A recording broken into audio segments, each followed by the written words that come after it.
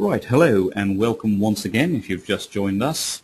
I'm Saranjan Som from Information Management Group, and we're here today to bring you a webinar on the new features of SQL Server 2014.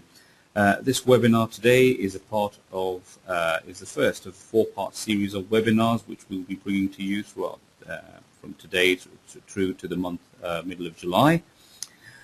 Before we kick off, a little bit about who is Information Management Group, or IM Group. So Information Management Group, we are probably one of the leading data management solution providers in the UK. We've been around for 15 years, and today we've got offices in London, Manchester, as well as New York and India. And as of the 1st of May, we're also officially a wholly owned subsidiary of Hitachi Consulting Services.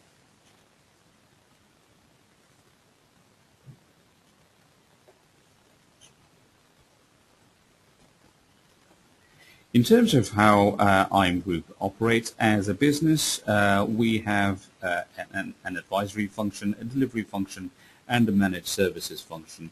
So for people who are looking for strategic information management solutions, or people who are trying to work out what the overall information management strategy should be for the organization, our advisory wing, people from our advisory services will go in and assist organizations through people, process, and technology, and figure out the roadmap of achieving best practice within their information management capabilities.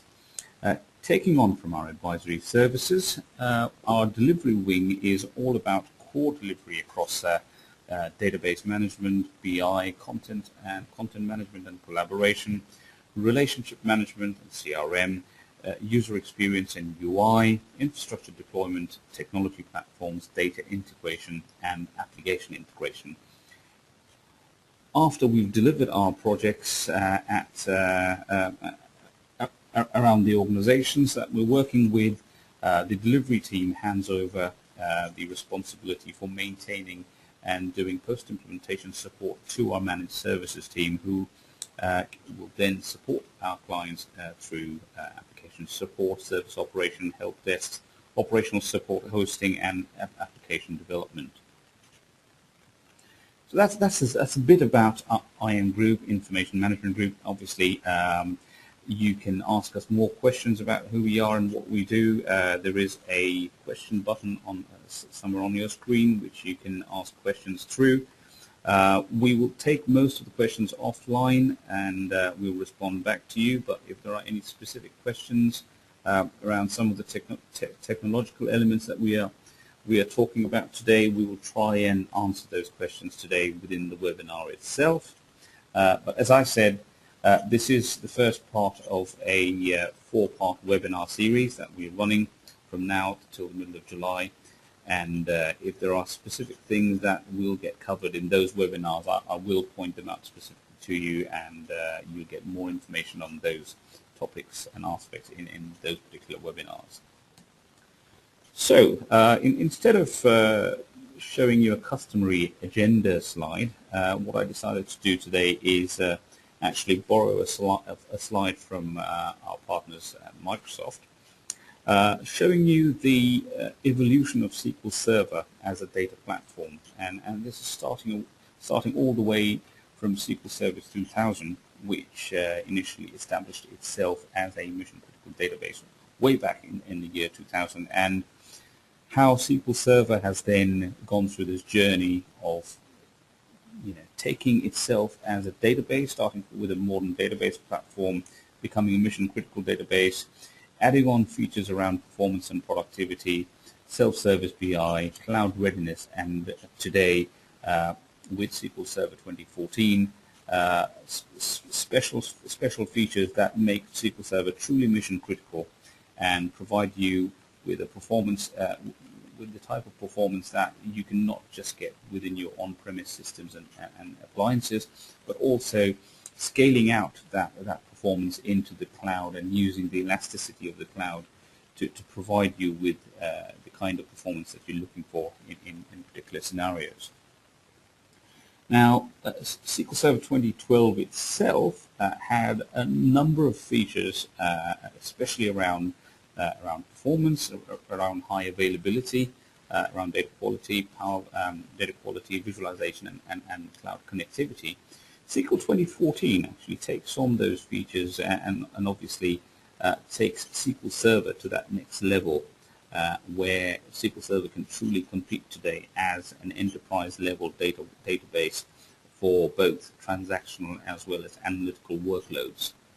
So in our webinar today, we'll focus on some of these features across in-memory analytics, across performance and scale.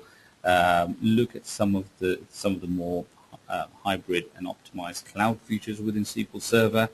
We'll touch on a little bit about HD Insight and what Microsoft is doing in the big data space as well, and then finish off with discussing a little bit about Microsoft's Power BI offering and how that's improved with SQL Server 2014. So looking at in-memory technologies, now ideally I should have actually broken this up into 3 separate slides because this is definitely, it does deserve a discussion across 3 separate areas. Now, starting off with in-memory technology, starting off with the OLTP aspect of in-memory technologies. This is a technology, or this is a particular project that was nicknamed Hackathon for quite a while. And again, the focus of Hackathon has been primarily around what we call extreme transaction processing, or very fast OLTP.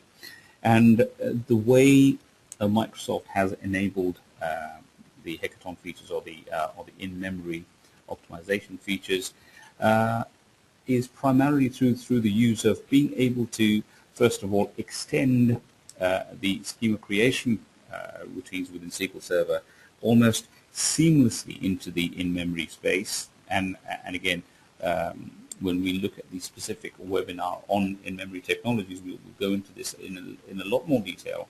But it's almost made in-memory technology seamlessly available to the developer out there who's able to, with just a few tweaks in syntax, create tables in memory.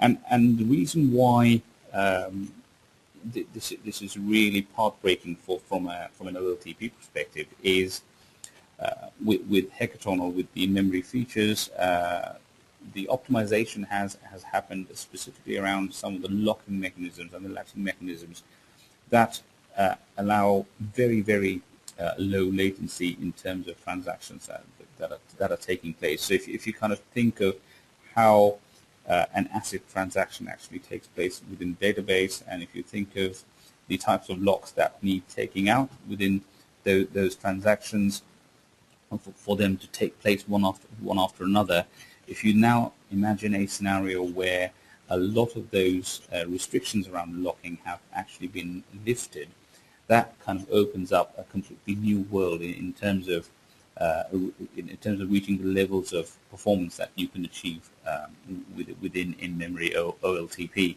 And again, through the tests that we've carried out within IM Group and elsewhere within Microsoft as well, we have seen performance improvements that's anywhere between 6 times to 60 times in terms of in-memory OLTP. Another very interesting feature within in-memory OLTP is the creation of stored procedures.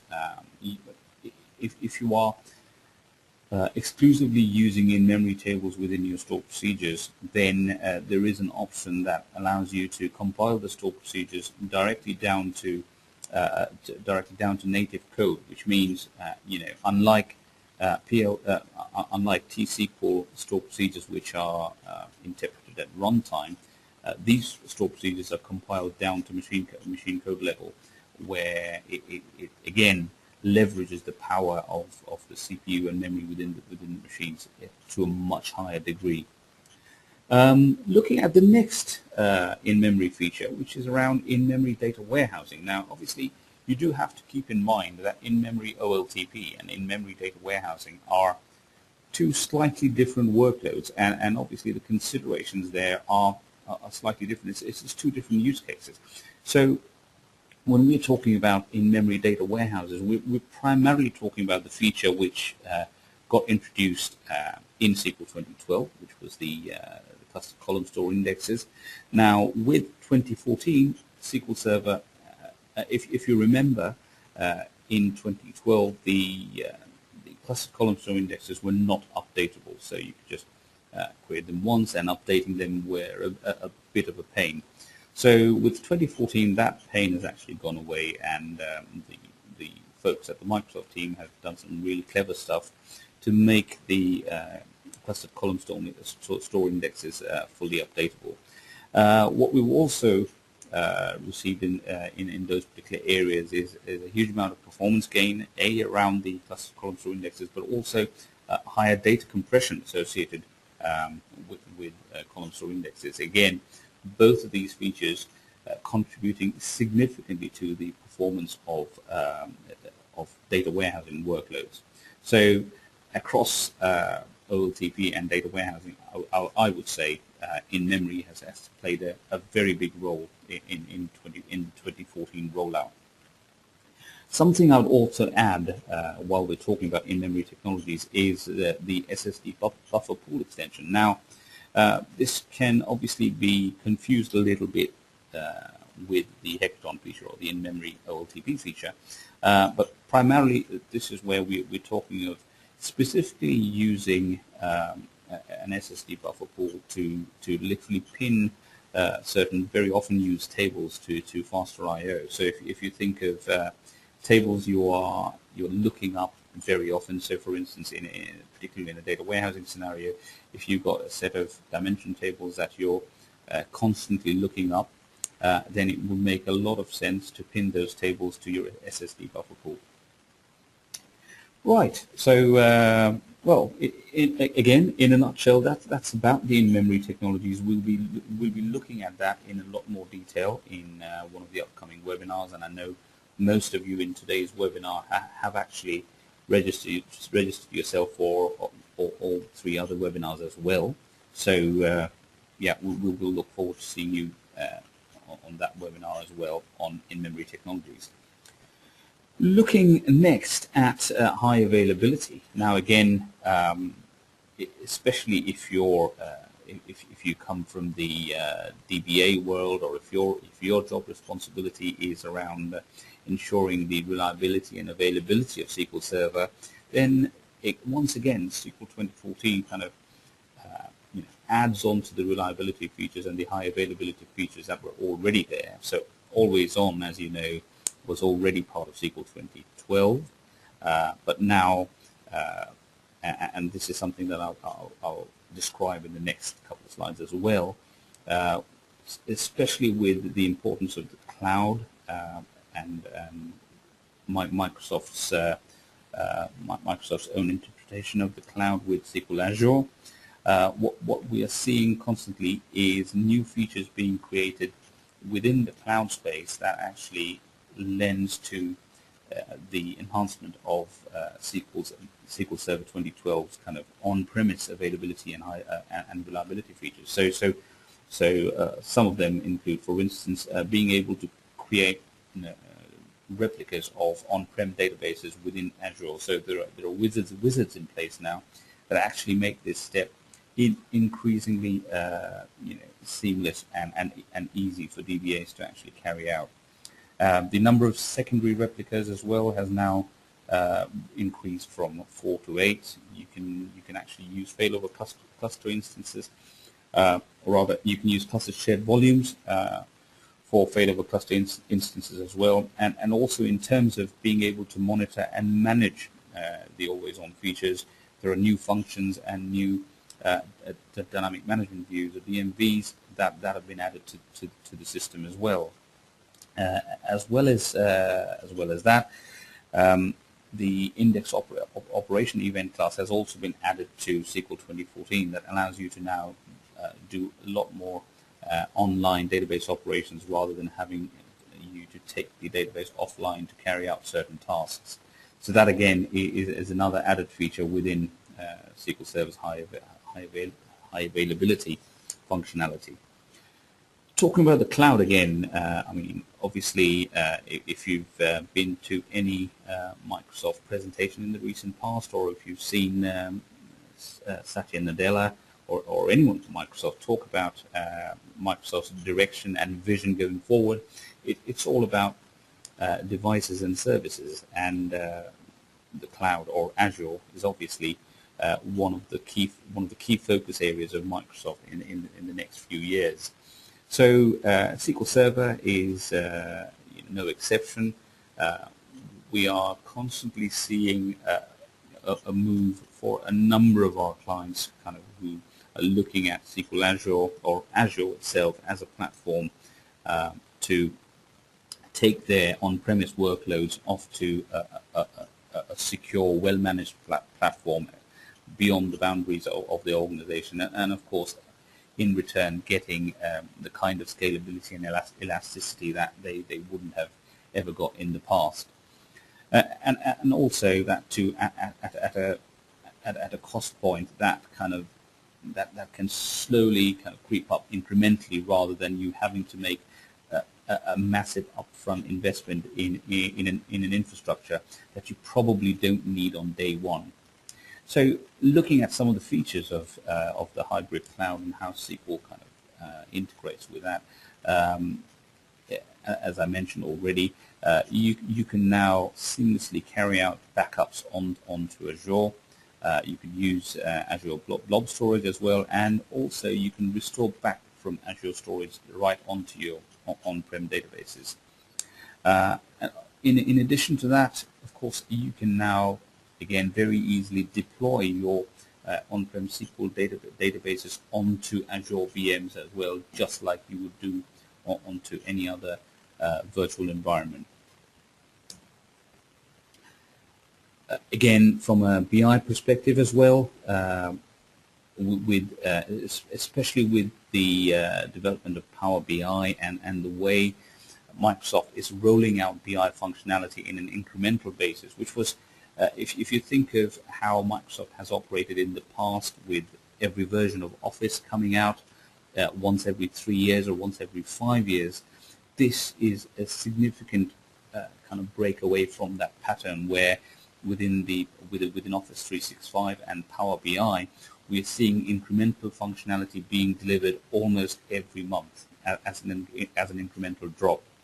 And one of the key features which we see from the SQL 2014 enhancement side within Power BI is the support for multi-dimensional databases. This is quite crucial, because if we look at the support available for Power BI till now, it's only been for tabular databases within analysis services. So now, with support for multidimensional databases, that actually opens up a whole new vista of opportunities and functionality that you can actually achieve on the visualization and data distribution side.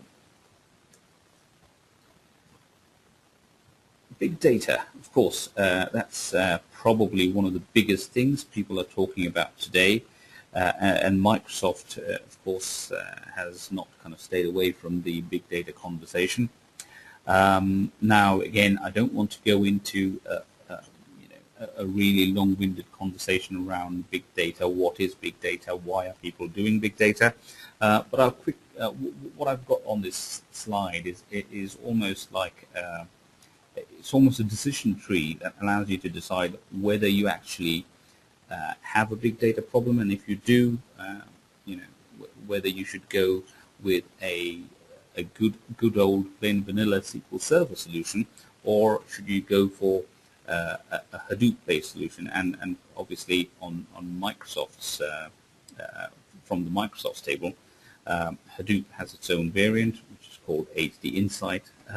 Interestingly enough, this is probably one of the first few products where Microsoft decided to not touch the core implementation of Hadoop at all, and it has literally rolled out Hadoop in its truest form and its truest sense, and it's done just about enough so that the DLLs can run in a Windows environment. But other than that, it is the pure Hadoop implementation as it exists out there, the pure Apache Hadoop implementation as it exists out there today.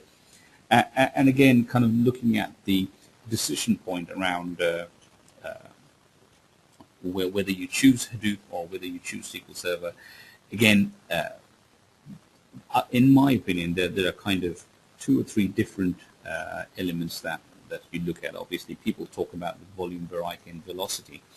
But looking primarily around the volume and variety perspective, if your data is small and simple, then of course there's still no reason why you can't be carrying out your database jobs on SQL Server and even SQL Azure.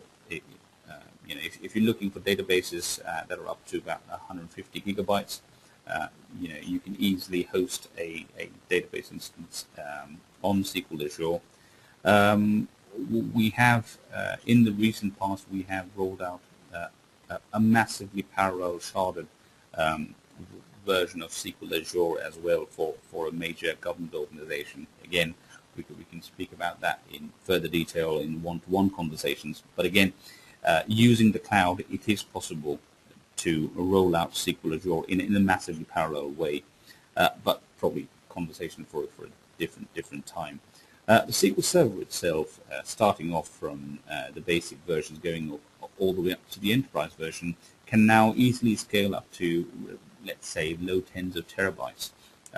And there are, especially with the advances in hardware, with the advances in I/O that's available today, you can easily host your data within SQL Server for 20 or 25 terabytes with no problem at all.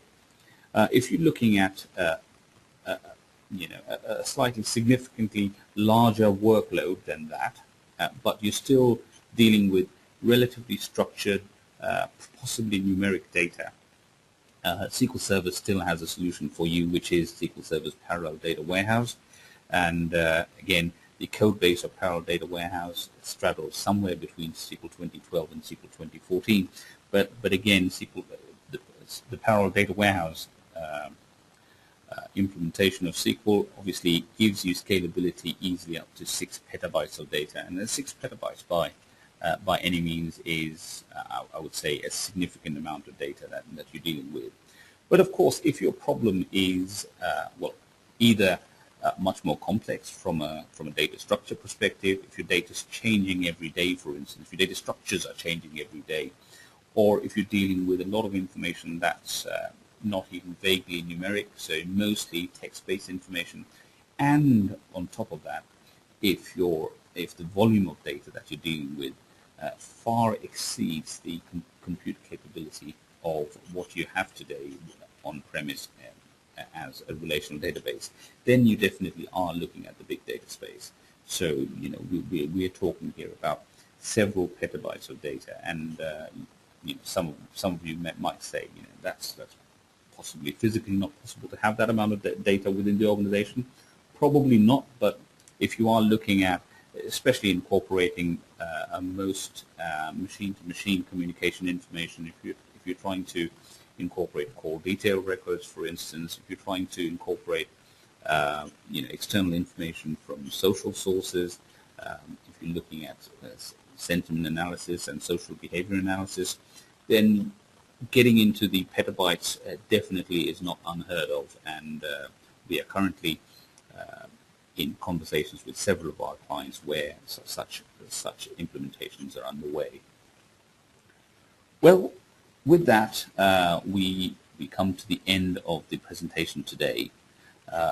Now, there are some questions that have already been raised by some of the attendees, so I'll just quickly review the questions. But looking at the time, we will take most of them offline, and we'll get back to you directly with specific answers to those questions. As I mentioned, this is only part 1 of a 4-part webinar. The other webinars in the series will actually have a lot more detail in the specific areas that we discuss. The next webinar in this series, and I'll quickly consult my calendar there, is the next webinar is on the 2nd of July, and this talks about delayed durability. That's from 1 p.m. to 1:30 on the 2nd of July. The third webinar specifically focuses on column store indexes. This is on the 9th of July from 1 p.m. to 1:30. And then the final webinar focuses on Hackathon and the in-memory technology and how you can leverage Hackathon, the pros and cons of Hackathon, and how you can make the best out of it. Well, it was great having you around for this webinar today. If you've got further questions, please feel free to email back at events@imgroup.com. My name's Suranjan Som. Hope you have a great afternoon ahead if you've joined in from the UK today. And then we meet next time. Thank you very much for joining us, and see you soon. Thank you.